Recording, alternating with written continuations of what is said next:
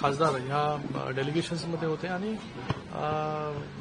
जो मेसेज आम्हाला पोचवायचा होता, शांतीचा मेसेज आणि झिरो टॉलरन्स अगेन्स्ट टेररिझमचा मेसेज, हा चांगल्या प्रकारे त्या देशांमध्ये पोचवण्यामध्ये आम्ही यशस्वी झालो असं आम्हाला वाटतं. अनेक देशांनी मौन बाळगलं, बलगाममध्ये हल्ला झाला त्यामध्ये डेलिगेशनने चर्चा केली. ही खूप मोठी गोष्ट आहे की कुठल्याही देशामध्ये मौन बाळगणं, मोमेंट ऑफ सायलेन्स हे ऑब्झर्व्ह करणं पार्लमेंटमध्ये, ते सियरा लिओन आणि लायबेरियामध्ये झालं.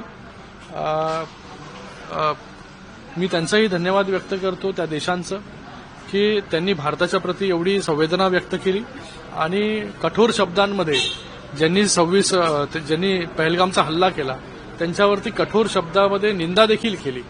आणि या देशांचे संबंध भारताबरोबर पहिल्यापासून चांगले आहेत. आम्ही जेव्हा तिथे गेलो तेव्हा मोदीजींचा प्रभाव या देशांवरचा जाणून आला. ज्या प्रकारे गेल्या 11 वर्षांमध्ये मोदीजींच्या माध्यमाने या देशांमध्ये बायलॅटरल रिलेशनशिप एस्टॅब्लिश करण्याचं काम झालेलं आहे, ते अजून दृढ करण्यामध्ये या डेलिगेशनला यश मिळालेलं आहे. राहुल गांधी या प्रकारे शब्द वापरले बघा, राहुल गांधी जी आहेत यांनी देशाबद्दल विचार केला पाहिजे. चीप पॉलिटिक्सबद्दल विचार न करता आज देशासाठी आपण लढतो आणि त्यांनी त्यांच्या खासदारांकडून, शशी थरूरकडून शिकलं पाहिजे, खुर्शिदांकडून शिकलं पाहिजे, सलमान खुर्शिद यांच्याकडून, की कशा प्रकारे देशाची बाजू बाहेरच्या देशांमध्ये जाऊन मांडली पाहिजे. हे जरा त्यांनी त्यांच्याकडून क्लासेस घेतले पाहिजे.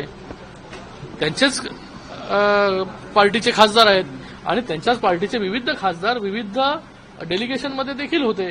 ते एका सुरामध्ये बोलत होते. या टेररिझमच्या लढाईमध्ये ते सगळे पहिले भारतीय होते, नंतर वेगवेगळ्या पार्टीचे होते. आणि मला वाटतं राहुल गांधी जे बोलत आहेत त्याचा वापर पाकिस्तान करत आहे. पाकिस्तान त्यांचे स्टेटमेंट शो करत आहे. तर राहुल गांधी भारताच्या बाजूला आहेत का पाकिस्तानच्या बाजूने आहेत, हा देखील लोकांनी विचार केला पाहिजे. धन्यवाद. देश विदेशातील प्रत्येक घडामोडींचे लाईव्ह अपडेट मिळवण्यासाठी आता साम टीव्हीच्या सर्व सोशल मीडिया प्लॅटफॉर्मला लाईक, फॉलो आणि सबस्क्राईब करा. तसंच सर्व नोटिफिकेशनसाठी बेल आयकॉन प्रेस करायला विसरू नका.